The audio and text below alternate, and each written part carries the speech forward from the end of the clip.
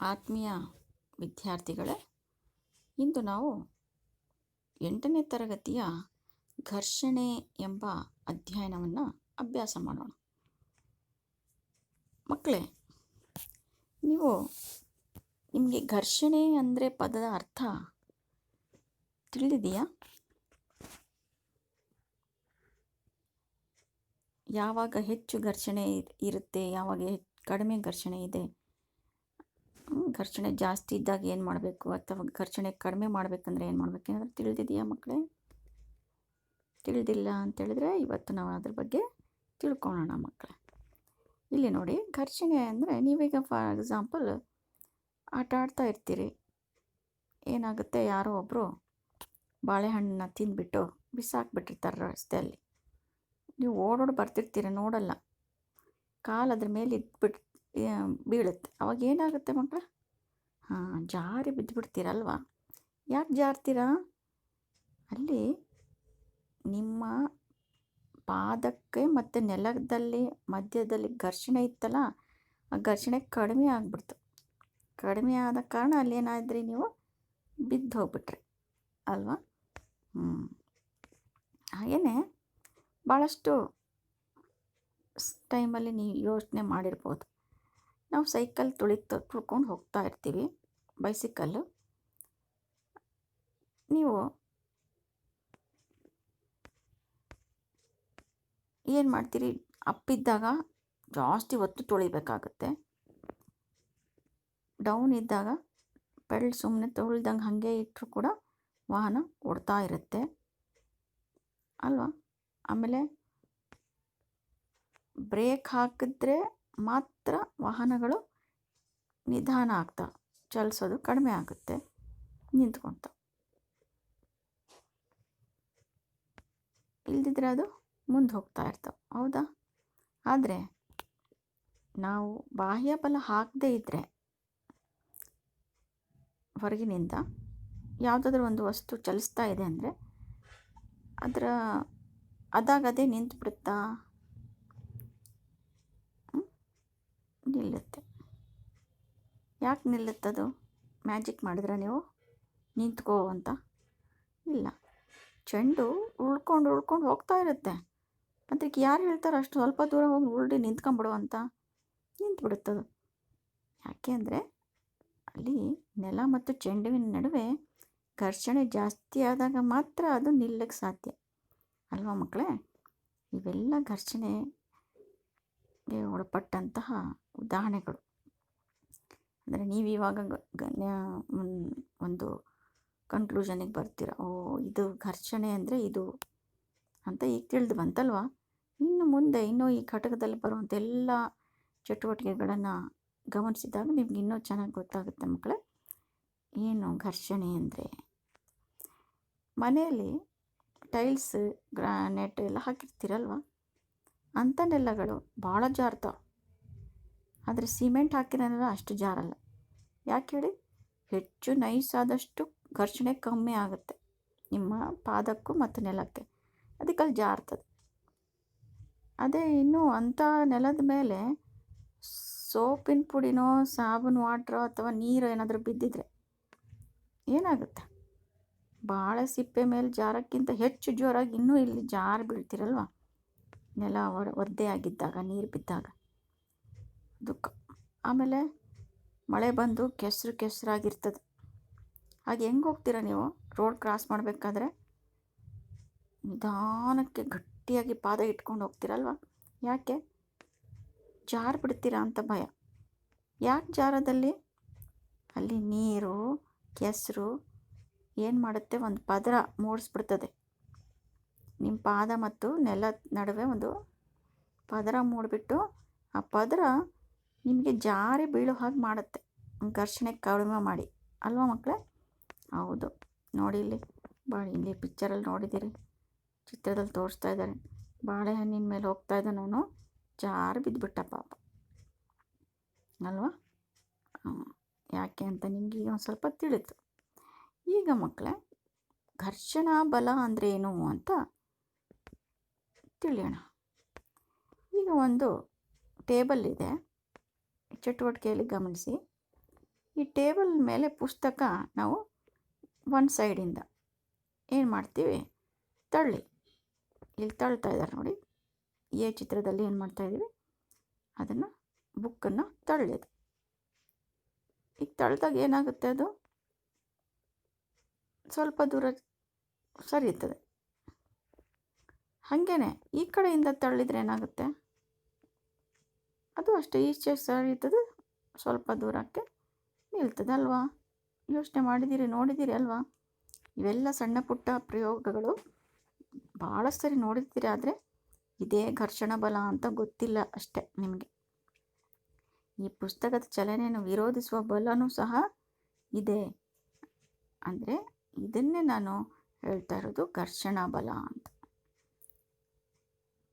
ಇದು ಪೂರ್ತಿ ನೀನು ತಳ್ಳ ತಕ್ಷಣ ಹೋಗಿ ಕೆಳಗೆ ಬೀಳಲ್ಲ, ಸ್ವಲ್ಪ ಘರ್ಷಣ ಬಲನೂ ಅಲ್ಲಿರ್ತದೆ ಟೇಬಲ್ ಮತ್ತು ಬುಕ್ ನಡುವೆ ಅಲ್ವಾ. ಹೀಗೆ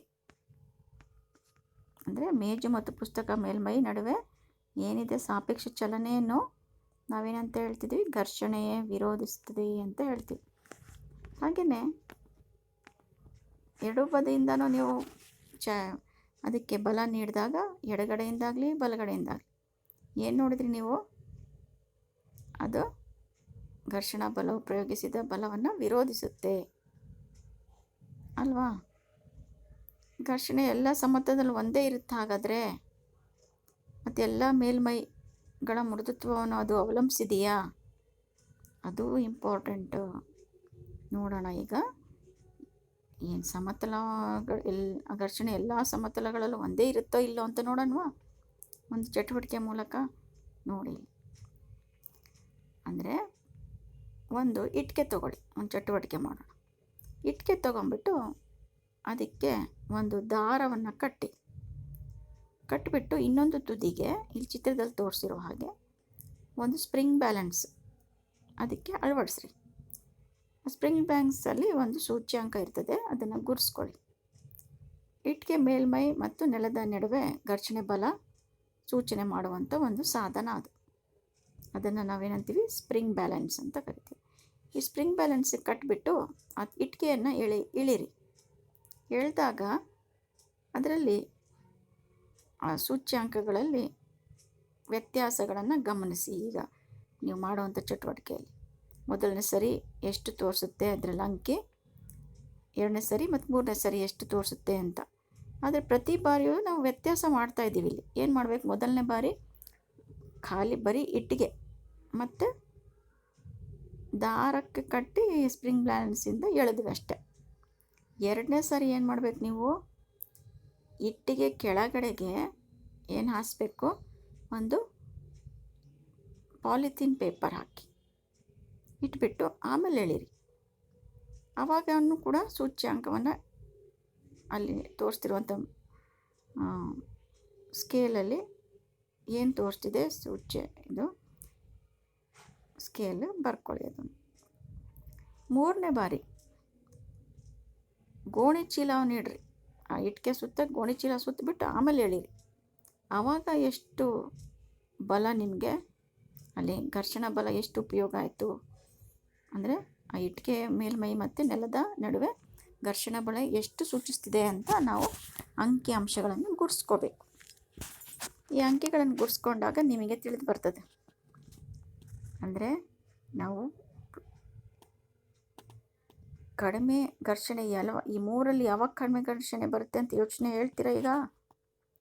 ಹೌದು, ಪ್ಲಾಸ್ಟಿಕ್ ಹಾಕಿದ್ರಲ್ಲ ಆವಾಗ ಜಾರುತ್ತಲ್ವ, ಅದು ನೈಸಾಗಿದೆ, ನಯವಾಗಿದೆ ಅದು ಪ್ಲಾಸ್ಟಿಕ್. ಹಾಗಾಗಿ ಅಲ್ಲಿ ಕಡಿಮೆ ಪ್ರಯೋಗ ಆಗುತ್ತೆ ಬಲ.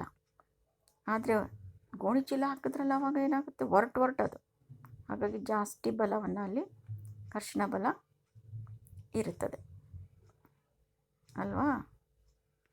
ಹೀಗೆ ನೀವು ಘರ್ಷಣ ಬಲ ಎಲ್ಲೆಲ್ಲಿ ಹೆಚ್ಚಿಗೆ ಇರುತ್ತೆ, ಎಲ್ಲಿ ಕಮ್ಮಿ ಆಗುತ್ತೆ ಅಂತ ನಾವು ತಿಳಿಬೋದು ಮಕ್ಕಳು. ಈಗ ಸ್ಪ್ರಿಂಗ್ ಬ್ಯಾಲೆನ್ಸ್ ಬಳಸ್ರಿ ಅಂತ ಹೇಳಿದೆ ನಾನು. ಏನದು ಸ್ಪ್ರಿಂಗ್ ಬ್ಯಾಲೆನ್ಸ್ ಅಂದರೆ? ಹೌದು, ಒಂದು ಕಾಯದ ಮೇಲೆ ಪ್ರಯೋಗ ಆಗ್ತಿರುವಂಥ ಬಲವನ್ನು ಅಳೆಯೋಕ್ಕೆ ಬಳಸುವಂಥ ಒಂದು ಸಾಧನ. ಅದನ್ನು ನಾವು ಸ್ಪ್ರಿಂಗ್ ಬ್ಯಾಲೆನ್ಸ್ ಅಂತ ಕರಿತೀವಿ. ಬಲ ಪ್ರಯೋಗ ಮಾಡಿದಾಗ ಹಿಗ್ಗುವಂಥ ಸುರುಳಿ ಸ್ಪ್ರಿಂಗ್ ನಾವು ಅಲ್ಲಿ ನೋಡ್ಬೋದು. ಈ ಸ್ಪ್ರಿಂಗ್ ಹಿಗ್ಗುವಿಕೆ ಅಳತೆ ಪಟ್ಟಿಯೊಂದರ ಮೇಲೆ ಚಲಿಸುವ ಒಂದು ಸೂಚ್ಯಾಂಕದಿಂದ ಅಳಿತೀವಿ. ಆಮೇಲೆ ಅಳತೆ ಪಟ್ಟಿ ಮೇಲೆ ಅಳತೆ ಬಲದ ಪ್ರಮಾಣವನ್ನು ನಾವು ಸೂಚಿಸೋದು ನೋಡ್ಬೋದು.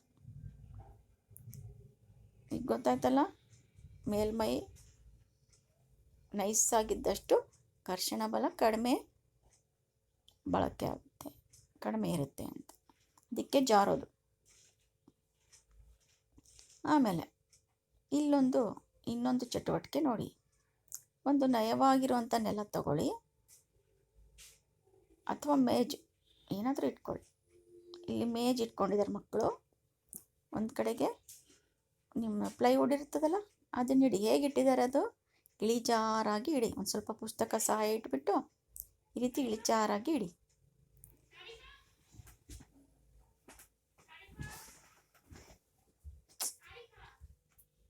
ಈಗ ಇಳಿಜಾರು ಸಮತಲದ ಮೇಲಿನ ಯಾವುದೇ ಒಂದು ಬಿಂದುವಿನಲ್ಲಿ ಈಗ ಏನು ಮಾಡಬೇಕು? ಒಮ್ಮೆ ಪೆನ್ ಗುರ್ಸ್ಕೊಳ್ಳಿ. ಪೆನ್ಸಿಲನ್ನು ಹಾಕಿ ಮೇಲಿಂದ ಇಳಿಜಾರಲ್ಲಿ, ಆವಾಗ ಎಷ್ಟು ದೂರ ಹೋಯ್ತು ಆ ಪೆನ್ಸಿಲ್ ಅಂತ ಗುರ್ತು ಮಾಡ್ಕೊಳ್ಳಿ. ಹಾಗೆ ಇನ್ನೊಂದು ಸರಿ ಒಂದು ಸೆಲ್ ತಗೊಂಡು ಹಾಕಿ, ಟಾರ್ಚ್ ಸೆಲ್ ಇರುತ್ತಲ್ಲ, ಆ ಸೆಲ್ಲನ್ನು ಅದ್ರ ಮೇಲಿಂದ ಉರುಳಿಸಿ. ಅದು ಎಷ್ಟು ದೂರ ಹೋಗಿದೆ ಅದನ್ನು ಕೂಡ ದಾಖಲೆ ಮಾಡ್ಕೊಳ್ಳಿ.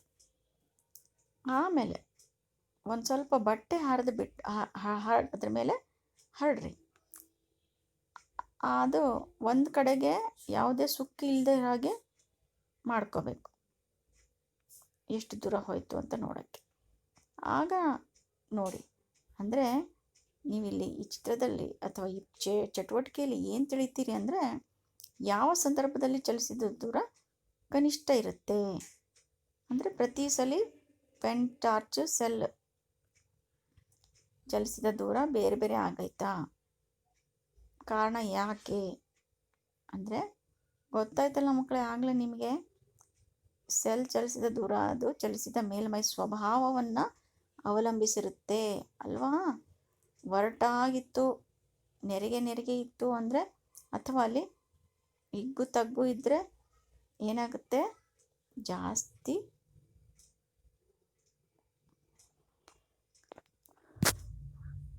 ಘರ್ಷಣ ಬಲವನ್ನು ಆಗುತ್ತೆ, ಇಲ್ಲದಿದ್ದರೆ ಕಡಿಮೆ ಆಗುತ್ತೆ ಅಲ್ವಾ? ಅಂದರೆ ಅದ್ರ ಜೊತೆಗೆ ಎರಡು ಅನಿಯತ ಮೇಲ್ಮೈಗಳ ಸಂಪರ್ಕದಿಂದ ಘರ್ಷಣೆ ಉಂಟಾಗುತ್ತೆ.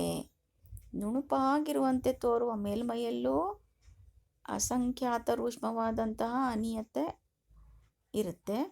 ಹಾಗೆ ಎರಡು ಮೇಲ್ಮೈಗಳಿರುವ ಅನಿಯತೆಗಳು ಪರಸ್ಪರ ಏನಾಗ್ತವೆ? ಬಿಗಿದುಕೊಳ್ಳಿಕ್ಕೆ ಪ್ರಾರಂಭ ಆಗುತ್ತೆ.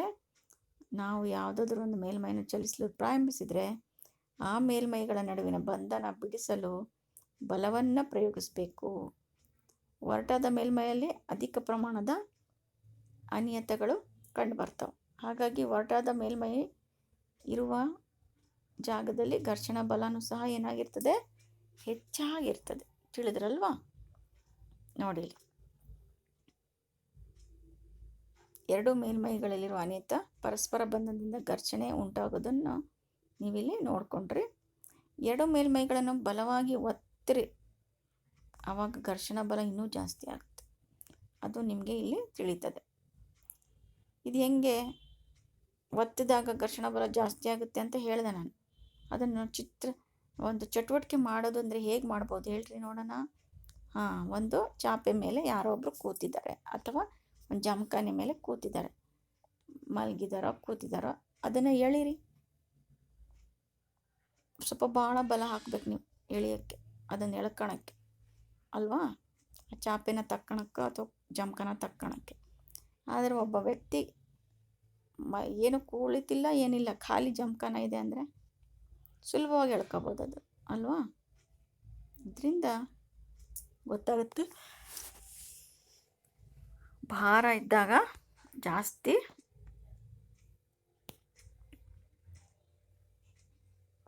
ಬಲ ಬೇಕು. ಅಂದರೆ ಭಾರವಾಗಿರೋ ಪೆಟ್ಟಿಗೆ ಒಂದನ್ನು ಒಂದು ಕಡೆ ಇನ್ನೊಂದು ಕಡೆಗೆ ನೂಕಿದ ಅನುಭವನ ನೆನಪು ಮಾಡ್ಕೊಳ್ಳಿ. ಏನಾಗುತ್ತಲ್ಲಿ ಯಾವುದಾದ್ರೂ ಒಂದು ವಸ್ತು ಚಲಿಸ್ತಾ ಇದ್ದರೆ ಅದನ್ನು ತಳ್ಕೊಂಡೋಗೋದು ತುಂಬ ಸುಲಭ. ಆದರೆ ನಿಶ್ಚಲವಾಗಿರುವಂಥ ಪೆಟ್ಟಿಗೆಯನ್ನು ಚಲಿಸುವಂತೆ ಮಾಡಲಿಕ್ಕೆ ಹೆಚ್ಚು ಬಲನೂ ಬೇಕು, ಅದು ಸ್ವಲ್ಪ ಕಷ್ಟ. ಈಗಾಗಲೇ ಚಲಿಸ್ತಿರೋದನ್ನು ತುಂಬ ಸುಲಭವಾಗಿ ತಗೊಂಡೋಗ್ಬೋದು ಅಲ್ವಾ? ನಿಮಗೆ ಗೊತ್ತದೆಲ್ಲ, ಯಾವುದು ಸುಲಭವಾಗಿ ತಗೊಂಡೋಗ್ಬೋದು, ಯಾವುದು ಹೆಚ್ಚು ಕಷ್ಟಪಡಬೇಕು ಅಂತ ಅಲ್ವಾ? ಇನ್ನು ನಿಶ್ಚಲ ಆಗಿರುವಂಥ ಅಂದರೆ ನಿಂತಿರುವಂಥ ಕಾಯವನ್ನು ಆ ಕ್ಷಣದಲ್ಲಿ ಚಲಿಸಲಾರಂಭಿಸಲು ಬೇಕಾದ ಬಲವೇ ಅದರ ಸ್ಥಾಯಿ ಘರ್ಷಣ ಅಳತೆ ಅಂತ ಹೇಳ್ತೀವಿ. ಹಾಗೆ ಸ್ಥಿರ ಜವದಲ್ಲಿ ಚಲಿಸ್ತಿರುವ ಕಾಯವನ್ನು ಅದರ ಜವದಲ್ಲಿ ಚಲಿಸುವಂತೆ ಮಾಡಲು ಬೇಕಾಗಿರುವ ಬಲವನ್ನು ಜಾರು ಘರ್ಷಣೆ ಅಳತೆ ಅಂತ ಕರಿತೀವಿ. ಗೊತ್ತಾಯ್ತಲ್ಲ ಎರಡು ಅಳತೆಗಳು ಯಾವ್ಯಾವುದು ಅಂತ. ನಿಶ್ಚಲ ಸ್ಥಿತಿಯಲ್ಲಿರುವ ಕಾಯನ ಅದನ್ನು ಚಲಿಸಲಿಕ್ಕೆ ಕ್ಷಣದಲ್ಲಿ ಚಲಿಸಲು ಬೇಕಾದಂಥ ಬಲನ ನಾವು ಸ್ಥಾಯಿ ಬಲ ಅಂತ ಕರಿತೀವಿ, ಸ್ಥಾಯಿ ಘರ್ಷಣ ಬಲ ಅಂತ ಕರಿತೀವಿ, ಘರ್ಷಣ ಅಳತೆ ಅಂತ. ಹಾಗೆ ಚಲಿಸ್ತಿರುವಂಥ ಕಾಯ ಅದೇ ಜವದಲ್ಲಿ ಚಲಿಸುವಂತೆ ಮಾಡಲಿಕ್ಕೆ ಬೇಕಾಗಿರುವಂಥ ಬಲವನ್ನು ಜಾರು ಘರ್ಷಣೆ ಬಲ ಅಥವಾ ಅಳತೆ ಅಂತ ಕರಿತೀವಿ. ಹೀಗೆ ಪೆಟ್ಟಿಗೆಯು ಜಾರಲು ಆರಂಭಿಸಿದಾಗ ಅದರ ತಳದ ಮೇಲ್ಮೈಯಲ್ಲಿರುವ ಸಂಪರ್ಕ ಬಿಂದುಗಳು ಮತ್ತು ನೆಲದ ಮೇಲ್ಮೈಯಲ್ಲಿರುವ ಸಂಪರ್ಕ ಬಿಂದುಗಳೊಂದಿಗೆ ಬಂಧಿಸಿಕೊಳ್ಳಲು ಸಾಕಷ್ಟು ಕಾಲಾವಕಾಶ ಸಿಗಲ್ಲ, ಇಳಿಜಾರೈತಲ್ಲ ಅದಕ್ಕೆ. ಹಾಗಾಗಿ ಜಾರು ಘರ್ಷಣೆಯು ಸ್ಥಾಯಿ ಘರ್ಷಣೆಗಿಂತ ಸ್ವಲ್ಪ ಕಡಿಮೆ ಇರುತ್ತೆ ಅಲ್ವಾ?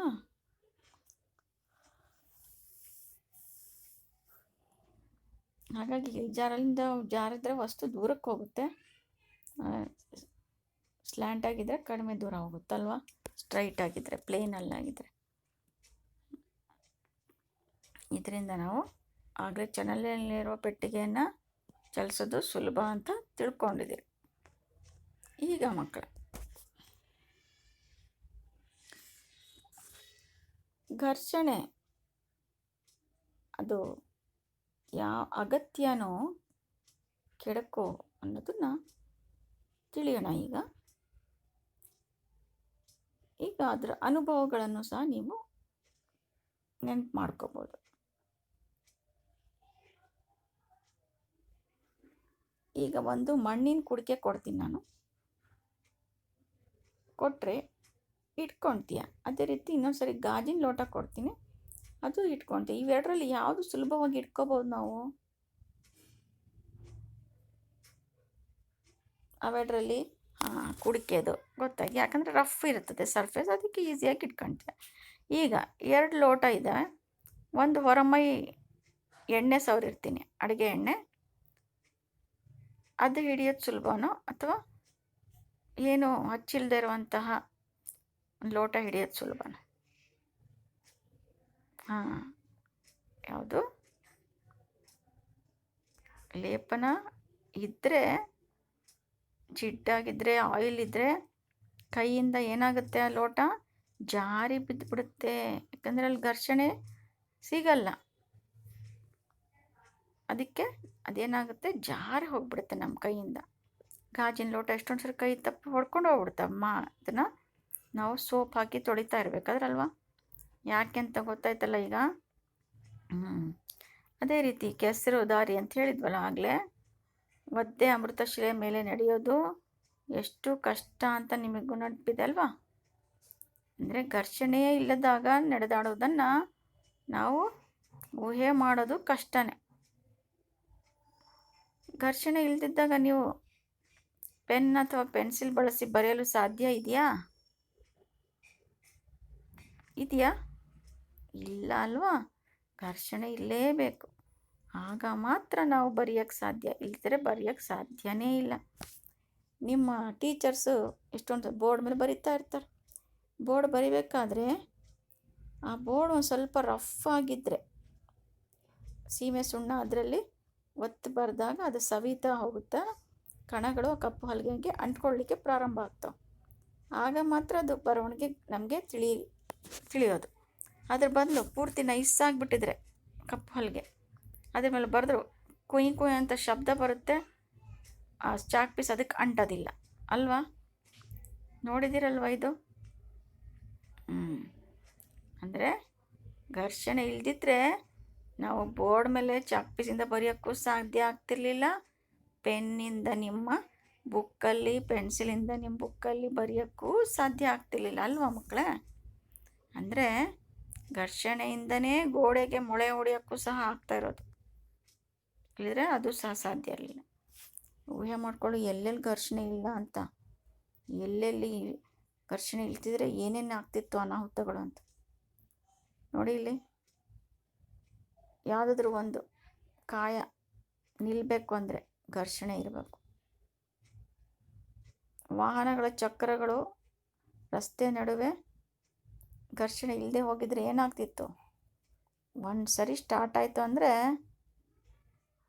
ಏನು ಮಾಡಿದ್ರು ಅವ್ನು ನಿಲ್ತಿರ್ಲಿಲ್ಲ, ಘರ್ಷಣೆ ಇರಲಿಲ್ಲ ಅದಕ್ಕೆ. ಮತ್ತು ತಿರು ತೆಗೆದುಕೊಂಡ್ರೆ ಚಲನೆ ತಗೊಳ್ಳಿಕ್ಕೆ ಬರ್ತಿರ್ಲಿಲ್ಲ, ಬ್ರೇಕ್ ಹಾಕೋಕ್ಕೂ ಬರ್ತಿರ್ಲಿಲ್ಲ.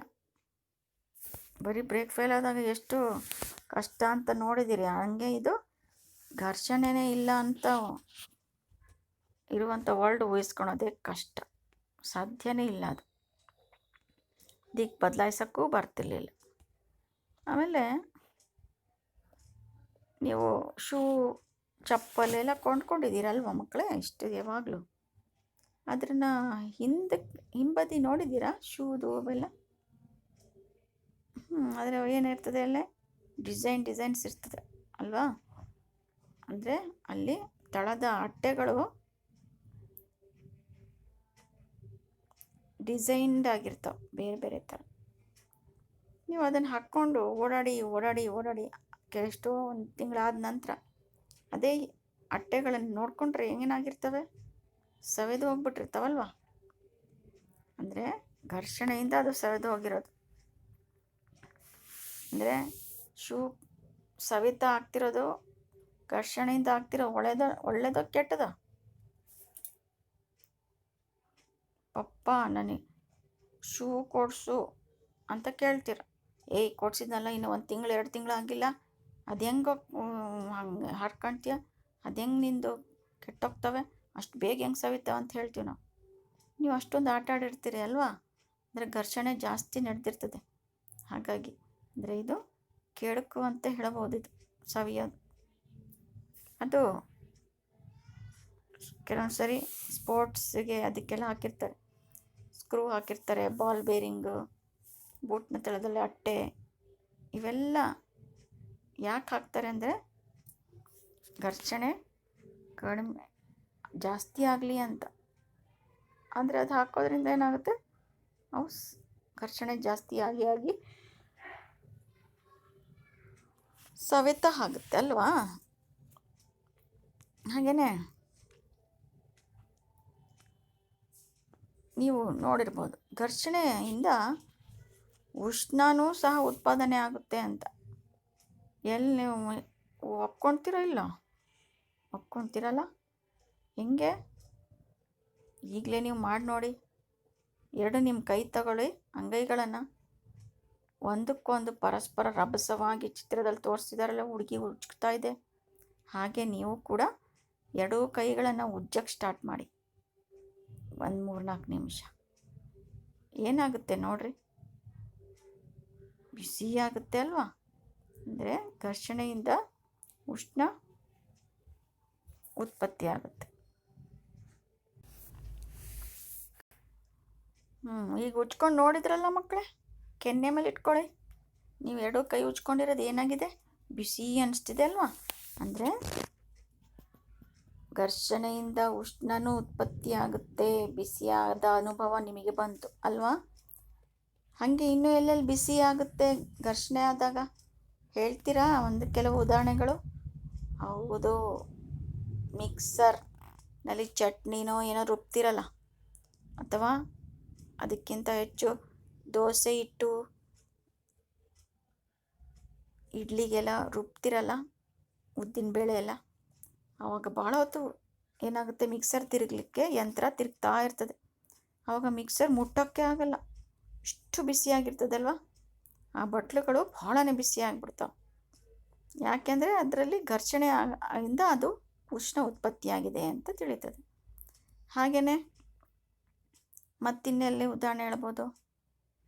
ಯಾವುದೇ ಒಂದು ಯಂತ್ರ ಚಲನೆ ಮಾಡಿದಾಗ, ಇವನ್ ನೀವು ಬೈಕ್ ಆಗಿರ್ಬೋದು, ಯಾವುದೇ ಯಂತ್ರ ಆಗಿರ್ಬೋದು, ಎಲ್ಲಿ ಚಲನೆ ಇರ್ತದೋ ಅಲ್ಲಿ ಘರ್ಷಣೆ ಎಲ್ಲಿರ್ತದೋ ಅಲ್ಲಿ ಏನಾಗಿರ್ತದೆ? ಉಷ್ಣ ಇರ್ತದೆ. ಮತ್ತು ಉತ್ಪತ್ತಿಯಾದ ಉಷ್ಣ ಹೆಚ್ಚಿನ ಶಕ್ತಿ ನಷ್ಟಕ್ಕೆ ಇದು ಕಾರಣ ಆಗುತ್ತೆ ಅಂತಲೂ ಸಹ ಓದಿದ್ದೀರಿ. ಹಾಗಾದರೆ ಘರ್ಷಣೆನ ಕಡಿಮೆ ಮಾಡಬೇಕಲ್ವಾ? ಭಾಳ ಬಿಸಿ ಆಗಬಾರ್ದು, ಕೆಲವೊಂದು ಸರಿ ಕಡಿಮೆ ಮಾಡಬೇಕು. ಹೆಂಗೆ ಕಡಿಮೆ ಮಾಡ್ಬೋದು ಘರ್ಷಣೆ? ಈಗ ನೋಡಿ, ಇಲ್ಲಿ ಇದು ಬೆಂಕಿ ಕಡ್ಡಿ ಗೀರ್ತಾ ಇದೆ ಹುಡುಗಿ ಅಲ್ವಾ? ಈ ಪಾಪು ಏನು ಮಾಡ್ತಿದ್ದಾಳೆ? ಪುಟ್ಟ ಬೆಂಕಿ ಕಡ್ಡಿಯನ್ನು ಗೀರ್ತಾ ಇದ್ದಾರೆ. ಅದು ಯಾಕೆ ಹೊತ್ಕೊಳತ್ತೆ ಹೇಳಿ? ಪಟ್ಟಣ ಮತ್ತು ಕಡ್ಡಿ ನಡುವೆ ಘರ್ಷಣೆ ಮಾಡಿದಾಗ ಅದು ಉಷ್ಣ ಪ್ರೊಡ್ಯೂಸ್ ಆಗುತ್ತಲ್ಲ, ಅದಕ್ಕೆ ಅದು ಹೊತ್ಕೊಳೋದು. ಅದೇ ನೀವು ಯಾವಾಗ ಉಷ್ಣ ಅಲ್ಲಿ ರೆಡಿ ಆಗಲಿಲ್ಲ ಅಂದರೆ ಏನಾಗುತ್ತೆ? ಹತ್ತಲ್ಲ. ಅದು ಚಳಿಗಾಲದಲ್ಲಿ ಹೊತ್ಕೊಳ್ಳೋದಿಲ್ಲ ಅಲ್ವಾ? ಬೇಗ ಘರ್ಷಣೆ ಜಾಸ್ತಿ ಇರಬೇಕು, ಆಗ ಮಾತ್ರ ಉಷ್ಣ ಪ್ರೊಡ್ಯೂಸ್ ಆಗೋದು. ಆಮೇಲೆ ಘರ್ಷಣೆಯ ಏರಿಕೆ ಮತ್ತು ಇಳಿಕೆ ಬಗ್ಗೆ ನಿಮಗೆ ತಿಳುವಳಿಕೆ ಇದೆಯೋ ಇಲ್ಲ ನೋಡೋಣ. ಈಗ ನಿಮ್ಮ ಚಪ್ಪಲ್ಗಳ ಅಟ್ಟೆ ಬಗ್ಗೆ ನೋಡಿದ್ರಿ, ಹೆಂಗೆ ವಿನ್ಯಾಸ ಮಾಡಿರ್ತಾರೆ ಅದು ಅಂತ. ಹೆಂಗೆ ಮಾಡಿರ್ತಾರೆ? ನೆಲದ ಮೇಲೆ ಒಳ್ಳೆ ಹಿಡಿತ ಬರಬೇಕು, ಜಾರಬಾರ್ದು, ಆ ರೀತಿಯಾಗಿ ಕೆಳಗೆ ಅಟ್ಟೆಯಲ್ಲಿ ಹಾಕಿರ್ತಾರೆ ಡಿಸೈನ್ಸ್. ಹಾಗೆಯೇ ಅನೇಕ ವಾಹನಗಳ ಟೈರ್ಗಳನ್ನು ನೋಡಿದ್ದೀರಿ ನೀವಲ್ವಾ? ಕಾರಿಂದು ಟೈರ್ ನೋಡಿದ್ದೀರಿ, ಟ್ರಕ್ಕಿಂದು ನೋಡಿದ್ದೀರಿ, ಬುಲ್ಡೋಸರಿನ ನೋಡಿದ್ದೀರಿ. ಏನಾಗಿರ್ತದೆ ಅದರ ಹೊರ ಮೇಲ್ಮೈ ಡಿಸೈನ್ ಈ ರೀತಿ ಕಾಣ್ತಾ ಇರ್ತದೆ. ಎಷ್ಟೊಂದು ಅಡೆತಡೆ ಅನಿಸ್ತಿದೆ ಅಲ್ವಾ ಇಲ್ಲಿ? ಯಾಕೆ ಹೀಗೆ ಮಾಡಿದ್ದಾರೆ ಹೇಳಿ? ಉತ್ತಮ ಹಿಡಿತ ಬರಲಿ ಅಂತ. ಆಕ್ಸಿಡೆಂಟ್ಸ್ ಆಗಲ್ಲ, ಬೇಗ ಕಂಟ್ರೋಲ್ ಆಗುತ್ತೆ, ಬೇಗ ಗಾಡಿ ನೆಲದೊಂದಿಗೆ ಉತ್ತಮ ಹಿಡಿತ ಬರುತ್ತೆ ಅಲ್ವಾ? ಅದಕ್ಕೆ ಈ ರೀತಿ ಮ್ಯಾನುಫ್ಯಾಕ್ಚರ್ ಮಾಡಿರ್ತಾರೆ. ಚಪ್ಪಲಾಗಲಿ, ಟೈರ್ ಆಗಲಿ, ಎಲ್ಲದರಲ್ಲೂ ಕೂಡ ಘರ್ಷಣೆನ ಹೆಚ್ಚಿಗೆ ಮಾಡಲಿಕ್ಕೋಸ್ಕರ, ಘರ್ಷಣೆ ಜಾಸ್ತಿ ಆಗಲಿ ಅಂತ ಇದು ಮಾಡಿರೋದು. ಜಾಸ್ತಿ ಘರ್ಷಣೆ ಆದರೆ ಬೇಗ ನಿಲ್ಲುತ್ತೆ ಗಾಡಿ. ಘರ್ಷಣೆ ಕಡಿಮೆ ಸವಿತಾ ಹೋಗ್ಬಿಡ್ತು ಎಲ್ಲ ಟೈರು, ನಿಂದು ಅಟ್ಟೆ ಚಪ್ಪಲಿಂದ ಎಲ್ಲ ಅಂದರೆ ಜಾರಿ ಬಿಡ್ತೀಯ ನೀನು. ಅವಾಗ ಏನಾಗುತ್ತೆ? ಘರ್ಷಣೆ ಕಮ್ಮಿಯಾಗಿ ಜಾರಿ ಬಿಡ್ತೀಯಲ್ವಾ? ಜಾಸ್ತಿ ಆದರೆ ಘರ್ಷಣೆ ಏನಾಗುತ್ತೆ? ನಿಮಗೆ ಒಂದು ಹಿಡಿತ ಸಿಗುತ್ತೆ. ಅದಕ್ಕೆ ಈ ರೀತಿ ಮಾಡಿರ್ತಾರೆ. ಬೈಸಿಕಲ್ ವಾಹನ ಬ್ರೇಕ್ ವ್ಯವಸ್ಥೆಯಲ್ಲಿ ಬ್ರೇಕ್ ಪ್ಯಾಡ್ ಬಳಸೋದ್ರ ಮೂಲಕ ನಾವು ಘರ್ಷಣೆಯನ್ನು ಹೆಚ್ಚಿಸ್ತೀವಿ. ಹಾಗೆಯೇ ಬೈಸಿಕಲ್ ಸವಾರಿ ಮಾಡಬೇಕಾದ್ರೆ ಬ್ರೇಕ್ ಪ್ಯಾಡ್ ಚಕ್ರಗಳನ್ನು ಅದು ಸ್ಪರ್ಶ ಮಾಡ್ತಿರಲ್ಲ, ಆದರೆ ಬ್ರೇಕ್ ಲಿವರ್ ಒತ್ತಿದ್ರೆ ಮಾತ್ರ ರಿಮ್ಗಳ ಮೇಲೆ ಅದು ಹೋಗಿ ಕೂತ್ಕೊಂಡು ಚಲನೆ ಆಗ್ತಿರೋದನ್ನು ನಿಲ್ಲಿಸೋದು ಅಲ್ವಾ? ಘರ್ಷಣೆಯನ್ನು ಹೆಚ್ಚಿಗೆ ಮಾಡಲಿಕ್ಕೆ ಅದು ಮಾಡೋದು, ಬ್ರೇಕ್ ಹಾಕಿರೋದು. ಟೈರ್ ವಿನ್ಯಾಸ ಆಗಲಿ, ಬ್ರೇಕ್ ಆಗಲಿ, ಘರ್ಷಣೆ ಹೆಚ್ಚಿಸ್ಲಿಕ್ಕೋಸ್ಕರ. ಹೆಚ್ಚಿಗೆ ಘರ್ಷಣೆ ಆದಾಗ ಅಲ್ಲಿ ಅನಾಹುತನೂ ಕೂಡ ಕಡಿಮೆ ಆಗುತ್ತೆ ಈ ಜಾಗದಲ್ಲಿ. ಇಲ್ಲಿ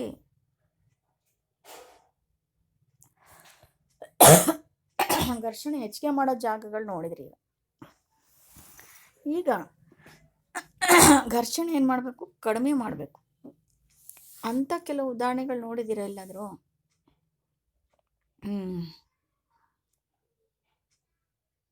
ಕಬಡ್ಡಿ ಆಟಗಾರರು ಎದುರಾಳಿಗಳನ್ನು ಹಿಡಿಬೇಕು ಅಂದರೆ ಉತ್ತಮ ಹಿಡಿತ ಸಾಧಿಸ್ಲಿಕ್ಕೋಸ್ಕರ ಏನು ಮಾಡ್ತಾರೆ? ತಮ್ಮ ಕೈಗಳನ್ನು ಮಣ್ಣಿನಿಂದ ಉಜ್ಕೊಂಡು ಅವರು ಅಪೋಸಿಟ್ ಪಾರ್ಟಿಗೆ ಹಿಡಿತಾರಲ್ವ, ಹೆಚ್ಚಿಸ್ಕೊಳ್ಳಿಕ್ಕೆ ಒರಟಾಗಿರುವಂಥ ಪುಡಿಯನ್ನು ಅಲ್ಲಿ ಮಣ್ಣನ್ನು ಹಾಕ್ಕೊಂಡಿರ್ತಾರೆ. ಅದೇ ರೀತಿ ಪೈಲ್ವಾನರು ಅಷ್ಟೇ, ಒರಟಾದ ಪದಾರ್ಥ ಇಟ್ಕೊಂಡು ಹಿಡಿಯೋಕ್ಕೆ ಪ್ರಯತ್ನ ಪಡ್ತಾರೆ. ಇವೆಲ್ಲ ಉದಾಹರಣೆಗಳು ಏನು ಮಾಡಲಿಕ್ಕೆ ಘರ್ಷಣೆನ ಹೆಚ್ಚಿಗೆ ಮಾಡುವಂಥವು ಅಂತ ಓದಿದ್ವಿ. ಈಗ ಘರ್ಷಣೆನ ಕಡಿಮೆ ಮಾಡಲಿಕ್ಕೆ ಬಳಸುವಂಥವು ಯಾವುದಾದ್ರೂ ಆಟಗಳು ನೋಡಿದ್ದೀರಾ? ಕೇರಮ್ ಬೋರ್ಡ್ ಅಲ್ವಾ? ಹೌದು, ಈ ಮಕ್ಕಳು ಆಟ ಆಡ್ತಿದ್ದಾರೆ ನೋಡಿ. ನೀವು ಆಡಿದ್ದೀರಾ ಭಾಳಷ್ಟು ಸರಿ. ಕೇರಮ್ ಆಡಬೇಕಾದ್ರೆ ಏನು ಮಾಡ್ತೀರಿ ಮಕ್ಕಳೇ ನೀವು? ಕಾಯಿನ್ ಜೋಡಿಸ್ಕೊತೀರ. ಹೌದು, ಅದೆಲ್ಲಕ್ಕಿಂತ ಮುಂಚೆ ಏನು ಮಾಡ್ತೀರಿ? ಆ ಪಾನು, ಸ್ಟ್ರೈಕರು ಎಲ್ಲ ನೀಟಾಗಿ ಸರಾಗವಾಗಿ ಚಲಿಸ್ಬೇಕು ಅಂದರೆ ಏನು ಮಾಡ್ತೀರಿ ನೀವು? ಅದನ್ನು ಅದರ ಮೇಲೆ, ಕೇರಮ್ ಬೋರ್ಡಿನ ಮೇಲೆಲ್ಲ ಪೌಡ್ರನ್ನು ಉದುರಿಸಿರ್ತೀರಿ ಅಲ್ವಾ? ಪೌಡ್ರ್ ಹಾಕಿಬಿಟ್ಟು ಆಟ ಆಡ್ತೀರಿ. ಅಂದರೆ ಇಲ್ಲಿ ಘರ್ಷಣೆ ಕಡಿಮೆ ಮಾಡೋಕ್ಕೋಸ್ಕರ ನೀವು ಪೌಡ್ರ್ ಹಾಕಿದ್ದೀರಿ. ನೈಸ್ ಆಗಿರೋವಂಥ ಪೌಡ್ರ್ ಹಾಕ್ತಾರಲ್ಲಿ, ನುಣುಪಾದ ಪುಡಿ ಅದರ ಮೇಲೆ ಉದುರಿಸಿದಾಗ ಏನಾಗುತ್ತೆ? ತುಂಬ ಈಸಿಯಾಗಿ ಪಾನ್ಗಳು ಮೂವ್ ಆಗ್ತವೆ. ಸ್ಟ್ರೈಕರ್ ಕೂಡ ತುಂಬ ಈಸಿಯಾಗಿ ಚಲಿಸುತ್ತೆ. ಅದೇ ರೀತಿ ಇನ್ನು ಎಲ್ಲಿ ಬಾಗಿಲಲ್ಲಿ ಕರ್ಕರ ಅಂತ ಸೌಂಡ್ ಬರ್ತಿದೆ, ಬೀಗ ತೆಗಿಯೋಕ್ಕೆ ಬರ್ತಿರಲ್ಲ ಅಂಥ ಜಾಗದಲ್ಲಿ, ಕಿಟಕಿ ಬಾಗಿಲು ಬೋಲ್ಟು ಇಂಥವೆಲ್ಲ ಜಾಸ್ತಿ ಘರ್ಷಣೆಯಿಂದ ತೆಗಿಯೋಕ್ಕೆ ಬರ್ತಿರಲ್ಲ. ಅಂಥ ಸಮಯದಲ್ಲಿ ನಾವು ಸ್ವಲ್ಪ ಎಣ್ಣೆ ಸವರ್ತೀವಿ. ಎಣ್ಣೆ ಸವರಿದಾಗ ಏನಾಗುತ್ತೆ? ಅವೆರಡರ ನಡುವೆ ಘರ್ಷಣೆ ಕಡಿಮೆ ಆಗುತ್ತೆ. ಘರ್ಷಣೆ ಕಡಿಮೆ ಆದಾಗ ಸುಲಭವಾಗಿ ನಾವು ಬಾಗಿಲನ್ನು, ಚಿಲ್ಕಗಳನ್ನು ತೆರಿಬೋದು ಅಲ್ವಾ? ಹೀಗೆ ಬೈಸಿಕಲ್ ಮತ್ತು ಮೋಟಾರ್ ಮೆಕ್ಯಾನಿಕ್ ಕೂಡ ಈ ಯಂತ್ರಗಳ ಚಲನೆ ಭಾಗಗಳ ನಡುವೆ ಏನು ಹಾಕ್ತಾರೆ? ಗ್ರೀಸನ್ನು ಹಚ್ತಾರೆ. ಗ್ರೀಸು, ಆಯಿಲ್ ಇವೆಲ್ಲ ಬಳಸೋದು ನೋಡಿದ್ದೀರಲ್ಲ. ಪೆಟ್ರೋಲ್ ಡೀಸೆಲ್ ಜೊತೆ ಕೆಲವೊಂದು ಸರಿ ಆಯಿಲು ಹಾಕ್ಸ್ತಾರೆ. ಯಾಕೆ? ಯಂತ್ರಗಳ ನಡುವೆ ಘರ್ಷಣೆ ಒಳಗೆ ಕಡಿಮೆ ಮಾಡಲಿಕ್ಕೋಸ್ಕರ. ಅಂದರೆ ಘರ್ಷಣೆ ಕಮ್ಮಿ ಆದಾಗ ಅಲ್ಲಿ ಸಾಮರ್ಥ್ಯ ಜಾಸ್ತಿ ಆಗುತ್ತೆ. ಹಾಗಾಗಿ ನಾವು ಸಾಮರ್ಥ್ಯವನ್ನು ಹೆಚ್ಚಿಸಲಿಕ್ಕೆ ಘರ್ಷಣೆ ಕಡಿಮೆ ಮಾಡಬೇಕಾಗಿದೆ. ಅಂಥ ಜಾಗದಲ್ಲಿ ಗ್ರೀಸು, ಆಯಿಲು ಈ ರೀತಿಯೆಲ್ಲ ಎಣ್ಣೆ ಎಲ್ಲ ಸವರ್ತೀವಿ. ಆಮೇಲೆ ಯಂತ್ರದ ಚಲಿಸುವ ಭಾಗಗಳ ನಡುವೆ ಹೇಳಿದೆ ನಾನಾಗಲೇ, ಎಣ್ಣೆ ಗ್ರೀಸು ಹಾಕೋದಷ್ಟೆಲ್ಲ ದೊಡ್ಡ ದೊಡ್ಡ ಯಂತ್ರಗಳು, ಈ ನ್ಯೂಕ್ಲಿಯರ್ ರಿಯಾಕ್ಟರ್ಸು ಅಂಥ ಜಾಗದಲ್ಲಿ ಅಲ್ಲಿ ಗ್ರಾಫೈಟನ್ನು ಬಳಸಿರ್ತಾರೆ. ಗ್ರಾಫೈಟ್ ಏನು ಮಾಡುತ್ತೆ? ಚಲಿಸುವ ಮೇಲ್ಮೈಗೆ ಪರಸ್ಪರ ಅದು ಉಜ್ಜೋದಿಲ್ಲ, ಸ್ನೇಹಕ ಅಂತ ಹೇಳ್ತೀವಿ. ಯಂತ್ರಗಳ ನಡುವೆ ಘರ್ಷಣೆಯನ್ನು ಕಡಿಮೆ ಮಾಡಲಿಕ್ಕೆ ಅದನ್ನು ಬಳಸ್ತಾರೆ, ಗ್ರಾಫೈಟ್. ಅನಿಯತೆಗಳ ಪರಸ್ಪರ ಬಿಗಿತ ನಿವಾರಣೆ ಹೆಚ್ಚಿನ ಮಟ್ಟದಲ್ಲಾಗುತ್ತೆ. ಆವಾಗ ಏನಾಗುತ್ತೆ? ಚಲನೆ ತುಂಬ ಸುಲಭ ಆಗುತ್ತೆ. ಅಂದರೆ ಘರ್ಷಣೆಯನ್ನು ನಾವು ಕಡಿಮೆ ಮಾಡಿದರೆ ಪದಾರ್ಥಗಳನ್ನು ಏನು ಒಂದು ವರ್ಡಿಂದ ಕರಿತೀವಿ, ಮಾರ್ದ್ರಕಗಳು ಅಂತ. ಪ್ರಶ್ನೆ ಕೇಳ್ಬೋದು ನೀವು, 1 ಮಾರ್ಕ್ಸ್ ಪ್ರಶ್ನೆ ಕೇಳಿದ್ರೆ ಹೇಳ್ತೀರಲ್ಲ, ಮಾರ್ದ್ರಕ ಅಂದರೆ ಏನು ಅಂತ. ಘರ್ಷಣೆಯನ್ನು ಕಡಿಮೆಗೊಳಿಸುವಂಥ ಪದಾರ್ಥ. ಉದಾಹರಣೆಗೆ ಗ್ರೀಸು, ಎಣ್ಣೆ, ಅವುಗಳಿಗೆಲ್ಲ ನಾವು ಮಾರ್ದ್ರಕ ವಸ್ತುಗಳು ಅಂತ ಕರಿತೀವಿ. ಆದರೆ ಕೆಲವು ಯಂತ್ರಗಳಲ್ಲಿ ಎಣ್ಣೆಗಳನ್ನು ಮಾರ್ದ್ರಕವಾಗಿ ಬಳಸಲಿಕ್ಕೆ ಸೂಕ್ತ ಅಲ್ಲ ಅಂತ ಹೇಳ್ತೀವಿ. ಯಾಕೆ? ಚಲಿಸುವ ಭಾಗಗಳ ನಡುವೆ ಗಾಳಿಯ ಮೆತ್ತೆಯನ್ನು ಬಳಸಿಬಿಟ್ಟು ಘರ್ಷಣೆಯನ್ನು ಕಡಿಮೆ ಮಾಡ್ತಾರೆ. ಕೆಲವೊಂದು ಕಡೆಗೆ, ಎಲ್ಲ ಕಡೆಗೆ ಎಣ್ಣೆನೇ ಹಾಕಬೇಕಿಲ್ಲ, ಅಲ್ಲೇನು ಹಾಕ್ತಾರೆ? ಮೆತ್ತೆ ಅಂತ ಹೇಳಿದ್ವಲ್ಲ, ಈ ಮೆತ್ತೆಯನ್ನು ಬಳಸಿಬಿಟ್ಟು ಘರ್ಷಣೆ ಕಡಿಮೆ ಮಾಡ್ತಾರೆ. ನೋಡಿ ಇಲ್ಲಿ ಮಾರ್ದ್ರಕ ಯಾವ ರೀತಿ ವರ್ತಿಸ್ತಾ ಇದೆ ಅಂತ ನೋಡ್ಬೋದು. ಆಯ್ತಲ್ಲ ಮಕ್ಕಳೇ? ಹಾಗಾದರೆ ಈಗ ನಿಮಗೆ ತಿಳುವಳಿಕೆ ಬಂತು. ಅಂದರೆ ಮೇಲ್ಮೈಗಳು ನುಣುಪುಗೊಳಿಸೋದ್ರಿಂದ ಅಥವಾ ಹೆಚ್ಚು ಮಾರ್ದ್ರಕ ಬಳಸೋದ್ರಿಂದ ಘರ್ಷಣೆ ಕಡಿಮೆ ಮಾಡ್ಬೋದು, ಆದರೆ ಶೂನ್ಯ ಮಾಡಲಿಕ್ಕೆ ಸಾಧ್ಯನೇ ಇಲ್ಲ. ಅದನ್ನ ನೆನ್ಪಿಟ್ಕೊಳ್ಳಿ. ಏನು ಘರ್ಷಣೆ ನಿವಾರಣೆ ಮಾಡೋದು ಎಂದೆಂದಿಗೂ ಸಾಧ್ಯ ಇಲ್ಲ. ಯಾಕೆ ಹೇಳ್ತೀರಾ? ಯಾಕೆ ಅಂತ? ಯಾಕೆ ಅಂದರೆ ಯಾವುದೇ ಮೇಲ್ಮೈ ಸಂಪೂರ್ಣವಾಗಿ ಪರ್ಫೆಕ್ಟಾಗಿ ನುಣುಪಾಗಿರಲ್ಲ. ಏನಿರುತ್ತಲ್ಲಿ ಕೆಲವು ಅನಿಯತೆಗಳು ಇದ್ದೇ ಇರ್ತವೆ. ಹಾಗಾಗಿ ಯಾವಾಗ ತನಕ ಅನಿಯತೆಗಳು ಇರ್ತವೋ ಅಲ್ಲಿ ಹೊರಮೈ ಮೇಲಲ್ಲಿ ನುಣುಪಾಗಿ ಇರೋಲ್ವ ಅಲ್ಲೆಲ್ಲ ಕಡೆಗೆ ಘರ್ಷಣೆ ಇದ್ದೇ ಇರುತ್ತೆ. ಶೂನ್ಯ ಘರ್ಷಣೆ ಅಂತ ಹೇಳೋಕ್ಕೆ ಎಲ್ಲೂ ಸಾಧ್ಯ ಇಲ್ಲ. ಗೊತ್ತಾಯ್ತಲ್ಲ? ಅದಕ್ಕೆ ವಸ್ತುಗಳು ಸ್ವಲ್ಪ ದೂರ ಹೋಗಿಬಿಟ್ಟು ಏನಾಗುತ್ತೆ, ಸ್ಥಗಿತ ಆಗೋದು. ಅದಕ್ಕೆ ಕೆಲವು ದೂರ ಹೋಗ್ತವೆ, ಕೆಲವು ನಿಧಾನ ಸ್ವಲ್ಪ ದೂರ ಹೋಗ್ತವೆ. ಆದರೆ ಒಂದಲ್ಲ ಒಂದು ಸರಿ ಅವು ನಿಲ್ಲೇಬೇಕು. ಯಾಕೆ ಅಂದರೆ ಅಲ್ಲಿ ಘರ್ಷಣೆ ಶೂನ್ಯಗೊಳಿಸ್ಲಿಕ್ಕೆ ಸಾಧ್ಯ ಇಲ್ಲ ಅದಕ್ಕೆ. ಆಮೇಲೆ ನೀವು ಈ ಏರ್ಪೋರ್ಟ್ಗಳಲ್ಲಿ ಹೆಚ್ಚಾಗಿ ಉರುಳುವಿಕೆ ಘರ್ಷಣೆ ಸೂಟ್ಕೇಸ್ಗಳನ್ನು ನೋಡಿರ್ತೀರಲ್ವ?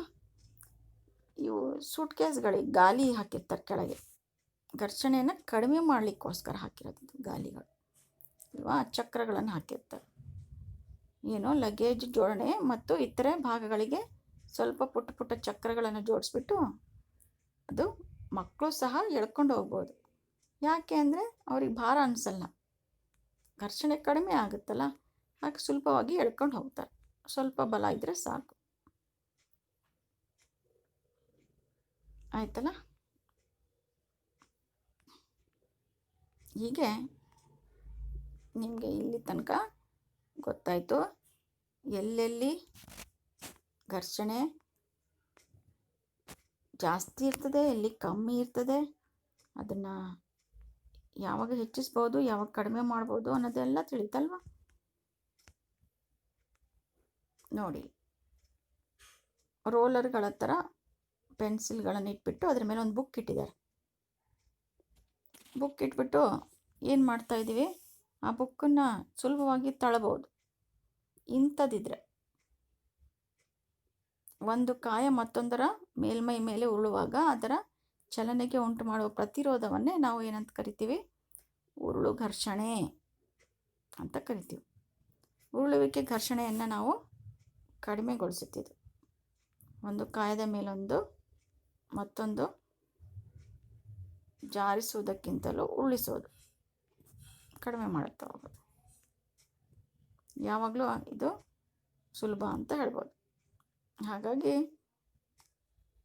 ಈ ಒಂದು ಕಾರಣದಿಂದಲೇ ಪುಟ್ಟ ಚಕ್ರಗಳನ್ನು ಜೋಡಿಸಿರುವಂಥ ಲಗೇಜ್ ನಾವು ಎಳ್ಕೊಂಡು ಹೋಗೋಕ್ಕೆ ತುಂಬ ಅನುಕೂಲ ಆಗಿರ್ತದೆ. ಚಕ್ರವು ಮನುಕುಲದ ಉನ್ನತ ಆವಿಷ್ಕಾರಗಳಲ್ಲಿ ಒಂದು ಅಂತ ಹೇಳ್ಬೋದು ಅಲ್ವಾ? ಟ್ರೈನ್ ನೋಡಿ, ಇಷ್ಟು ಗಾಲಿ ಇರ್ತದೆ, ಅಷ್ಟೊಂದು ಲಗೇಜನ್ನು ಎಳ್ಕೊಂಡು ಹೋಗುತ್ತದೆ. ಹಂಗೆ ಘರ್ಷಣೆ ಕಡಿಮೆ ಮಾಡೋಕ್ಕವೆಲ್ಲ ಗಾಲಿಗಳು. ಹಾಗೆಯೇ ಬಾಲ್ ಬೇರಿಂಗ್ಸ್ ಅಂತ ನೋಡಿದ್ದೀರಲ್ಲ? ದೊಡ್ಡ ದೊಡ್ಡ ಯಂತ್ರಗಳಲ್ಲಿ ಹಾಕಿರ್ತಾರೆ ನೋಡಿ, ಈ ಚಿತ್ರದಲ್ಲಿ ತೋರಿಸಿದ್ದಾರೆ. ಬಾಲ್ ಬೇರಿಂಗ್ ಇವೆಲ್ಲ ಫ್ಯಾನಲ್ಲೂ ಇರ್ತವೆ ಮತ್ತು ದೊಡ್ಡ ದೊಡ್ಡ ಫ್ಯಾಕ್ಟ್ರಿಗಳಲ್ಲೂ ಇರ್ತವೆ. ಯಾಕಿದು ಬಾಲ್ ಬೇರಿಂಗ್ಸ್ ಉಪಯೋಗಿಸಿರೋದು? ಘರ್ಷಣೆಯನ್ನು ಕಡಿಮೆ ಮಾಡಲಿಕ್ಕೆ. ಅರ್ಥ ಆಯ್ತಾ?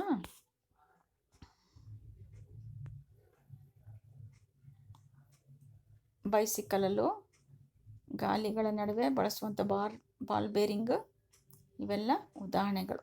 ಯಾತಕ್ಕೋಸ್ಕರ ಬಳಸ್ತಿದ್ದೀವಿ ಇಲ್ಲಿ ಬಾಲ್ ಬೇರಿಂಗ್ಸ್?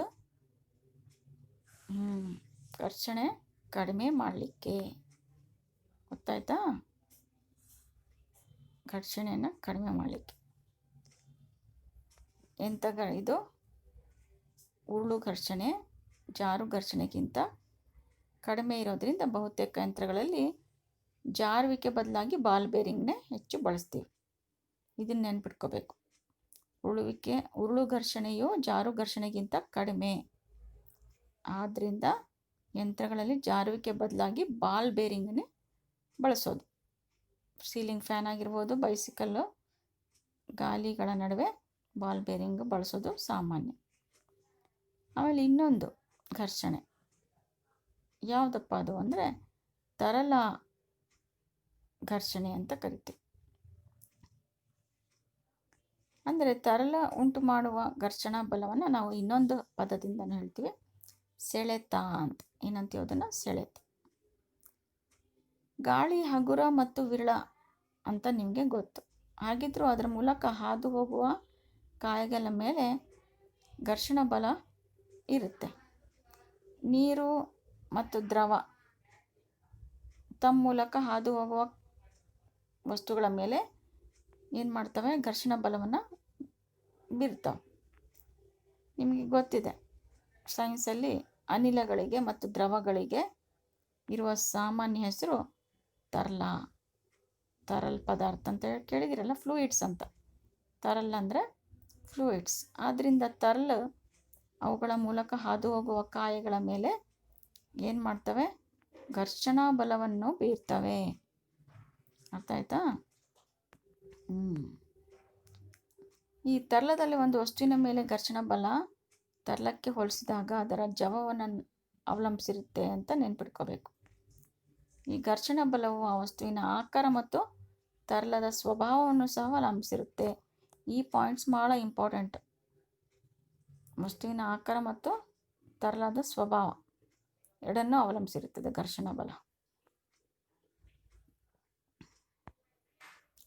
ಅಂದರೆ ವಸ್ತುಗಳು ತರಲದ ಮೂಲಕ ಹಾದು ಹೋಗಬೇಕಾದ್ರೆ ಅವುಗಳ ಮೇಲೆ ವರ್ತಿಸುವಂಥ ಘರ್ಷಣೆಯನ್ನು ಮೀರಿ ಹೋಗಬಾರ್ದು. ಈ ಪ್ರಕ್ರಿಯೆಯಲ್ಲಿ ಅವು ತಮ್ಮ ಶಕ್ತಿಯನ್ನು ಕಳ್ಕೊಳ್ತಾವೆ. ಆದ್ದರಿಂದ ಘರ್ಷಣೆಯನ್ನು ಕಡಿಮೆಗೊಳಿಸಲು ಪ್ರಯತ್ನಿಸ್ತೀವಿ. ಇದಕ್ಕೆ ನಾವೇನು ಮಾಡ್ತಿದ್ದೀವಿ? ವಸ್ತುಗಳಿಗೆ ವಿಶೇಷ ಆಕಾರವನ್ನು ಕೊಡ್ತೀವಿ. ಮತ್ತು ವಿಶೇಷ ಆಕಾರಗಳ ಬಗ್ಗೆ ವಿಜ್ಞಾನಿಗಳು ತಿಳ್ಕೊಂಡಿದ್ದಾರೆ. ಅದು ನಿಜವಾಗಿಯೂ ನಿಸರ್ಗದಿಂದ ಸಿಕ್ಕಿದಂಥದ್ದು. ಉದಾಹರಣೆಗೆ ಪಕ್ಷಿ, ಮೀನು ಯಾವಾಗಲೂ ಎಲ್ಲಿ ಚಲಿಸ್ತವೋ? ನೀರಿನಲ್ಲಿ. ನೀರಂದರೆ ತರಲಗಳಲ್ಲಿಯೇ ಚಲಿಸೋದು ಅಲ್ವಾ? ಅವುಗಳ ದೇಹ ಹೇಗಿರ್ತದೆ? ಘರ್ಷಣೆಯನ್ನು ಮೀರಿ ಚಲಿಸ್ಬೇಕಾದ್ರೆ ಹೆಚ್ಚು ಶಕ್ತಿ ನಷ್ಟ ಆಗದಂತೆ ಅದರಲ್ಲಿ ಬಾಡಿ ವಿಕಾಸ ಆಗಿರ್ತದೆ. ಬೋಟ್ ಶೇಪು ಅಲ್ವಾ? ಸ್ಪಿಂಡಲ್ ಶೇಪ್ ಇಂಥವೆಲ್ಲ ಕದರಿನ ಆಕಾರದಲ್ಲಿ ಇರ್ತವೆ. ಹಾಗಾಗಿ ಘರ್ಷಣೆ ಕಡಿಮೆ ಆಗೋದು. ಪಕ್ಷಿಗಳಿಗೆ ಚೂಪಾಗಿರುವಂಥ ಕೊಕ್ಕಿರ್ತದೆ ಮುಂದೆ, ಗಾಳಿಯನ್ನು ತೂರ್ಕೊಂಡು ಹೋದಾಗ ಘರ್ಷಣೆ ಕಡಿಮೆ ಮಾಡಲಿಕ್ಕೆ. ಇದೆಲ್ಲ ವಿಮಾನ ಆಕಾರ ಆಗಿರ್ಬೋದು, ಪಕ್ಷಿ ಆಗಿರ್ಬೋದು, ಮೀನಾಗಿರ್ಬೋದು. ಇದರ ಆಕಾರ ನೀವು ನೋಡಿದಾಗ ಗೊತ್ತಾಗುತ್ತೆ. ಘರ್ಷಣೆ ಕಡಿಮೆ ಆಗೋದನ್ನು ಗಮನದಲ್ಲಿಟ್ಕೊಂಡೆ ಏರೋಪ್ಲೇನ್ ಈ ಆಕಾರದಲ್ಲಿ ತಯಾರಿಸಿರೋದು, ಅದು ಪಕ್ಷಿಗಳನ್ನು ನೋಡಿ ಅಂತ ನಿಮಗೆ ತಿಳಿದು ಬರ್ತದೆ. ಅರ್ಥ ಆಯ್ತಾ?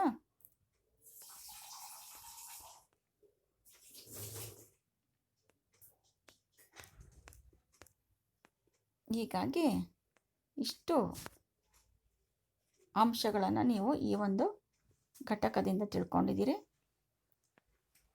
ಇನ್ನು ಈ ಘಟಕ ಮುಗಿದ ನಂತರ ಈ ಅಧ್ಯಯನದ ಕೊನೆಗೆ ಕೊಟ್ಟಿರುವಂತಹ ಪ್ರಶ್ನೆಗಳಿಗೆ ಉತ್ತರಿಸಿ